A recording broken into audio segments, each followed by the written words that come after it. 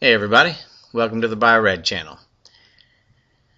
Today I'm putting out a video which is actually part 2 because about a year ago I made a video on the commercial real estate bust in my area, in my county in Michigan. What I did this time is I just drove around this big block again, which is basically Miller Road, kind of the hub of our county, and I just took pictures. Just kind of sign after sign after sign. It gets a little redundant, but it shows you how we've recovered in that year, because we still see unemployment numbers going down. We still see, MSNBC, CNBC, we still see these talking heads telling us that we're on the right track, that things are heading in the right direction, that QE1 worked so good that we've got to have QE2 so it can work even better. And of course there's already talk of QE3. But as you see these signs scrolling by, that's the reality of it. That's on the ground. That's what's really happening. And if you're like me, you get sick of all this false propaganda. If you're like me, you've learned to cut and disseminate through the lies. And if you're like me, you're fed up and you've had enough. And again, as I took these pictures, it was on a weekend. A lot of empty parking spaces. It was just drab, just dreary. It just didn't look good. And it was sign after sign.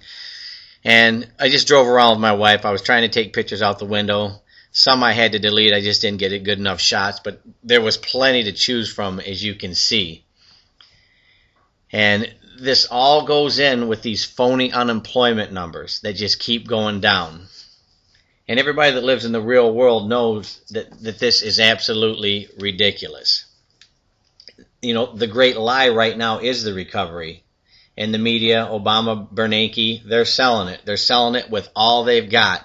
It's just, if we just do this, we're turning the corner. You can see it coming. Things are getting better.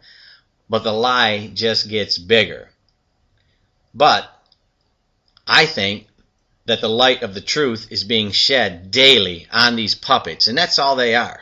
They are globalist, Illuminati puppets, just like Hillary Clinton, Barney Frank, the Bushes, Harry Reid, Nancy Pelosi. They're all in the same boat. They don't have a real thought in their head. Who are these people that could possibly get elected to these posts anyways? They couldn't. They get elected because of the media, because they have the funding, because they do what their masters tell them to do. That is it. Very few that say the truth, such as a Ron Paul, ever get any stroke, ever really get any say. And I don't think that even Ron Paul, he's waking people up, but how much power does he really have in the light of today, of what we see? Not nearly enough. And again, you just see these signs. They just keep on strolling by.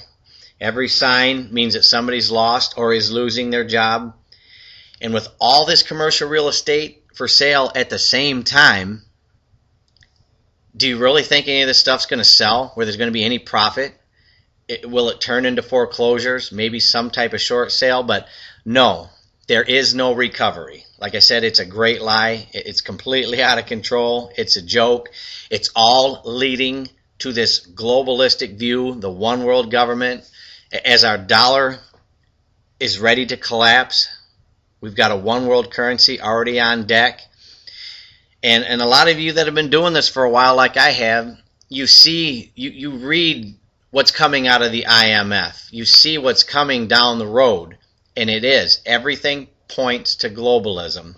And some of you that study the Bible or any kind of religion like that, not that I'm not going to stick up for religion here. I believe in God and I consider myself a Christian, but I'm not a real big fan of religion. But if you study this, you see that this one world order, if you want to call it that, new world order, one world government, it has been written. A couple thousand years ago, they were talking about all this. So it's no surprise to a lot of you that study this.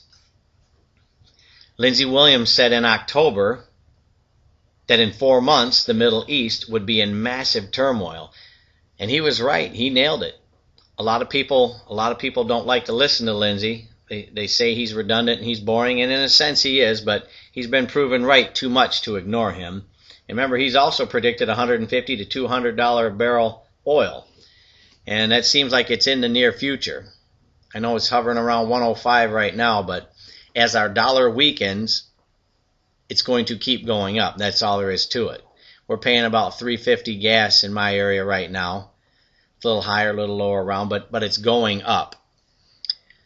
We have fallen off the cliff, and slowly but surely, it's almost like we've got a parachute on as we fall, but slowly but surely things just keep getting worse. You get a little glimmer of hope, maybe we do take a step forward in something, but then you immediately take 2 or 3 steps back. I mean, they're talking about American forces going into Libya now. You know, like we need that. That's a whole other story, but it just seems to me that we are led around by the nose, you know, by some of the dirtiest human beings on the planet. I know we've already talked about this, but I think this is largely due to our addiction to the mainstream media, mostly television, which I haven't had a television now. I got rid of cable about a year ago, and it's been fantastic. But you look at the likes of Hillary and Obama, like I said, the Bushes, any of these neocons for that matter, but Barney Frank, Harry Reid, Nancy Pelosi, I mean, come on. And then some people will say, you know, well, my candidate's better than theirs at least. You know, it's this bad or worse mentality. You know, George Bush was very bad. Barack Obama's even worse. The mainstream media lets you know who you can and can't vote for. It's just absolutely disgusting. You know, either way, we have fallen off the cliff. We are going to crash, whether it's the neocons, Republicans, whether it's these hardcore liberal Democrats, the socialists, the fascists. We're going to crash, and we got to start preparing for that. This video is really just off the cuff. You know, just what I wanted to do. Like I said, it's a follow-up. It's a year later. I didn't mean for it to turn into this huge rant, but I'll just have to work around that. You know what's going on if you're awake. You're not a pessimist. You're a realist. You know, and a lot of you have a hard time talking to your families, talking to your friends, but it's coming around. It really is. I've been doing this for about 2.5 years now. Not so much making the videos and stuff, but where I consider myself awake. And I've been telling everyone, stock up on food. Make sure you got water or a good water source. Guns and ammo, definitely, and gold and silver. And I just had a pretty good buddy of mine I've been working on for quite a while, and he spent $10,200 on buying silver from a mint. He bought it, NWT. He just bought it. I was impressed about a week ago. Well, he ordered it. He hasn't received it yet, but he's on board. People can wake up. If you work them, if you patiently show them what's coming, get them to turn off their TVs a little bit, we can wake up. And by the way, I see it's starting to spread on the internet that it looks like some type of global revolution, a banker boycott or something to that effect on March 26th. And that sounds good to me. I'm all in. I want to find out more about it, but I say we spread the word on that, March 26th. Okay, I guess that's enough of this. Everybody have a good day, and I'll talk to you soon. Bye.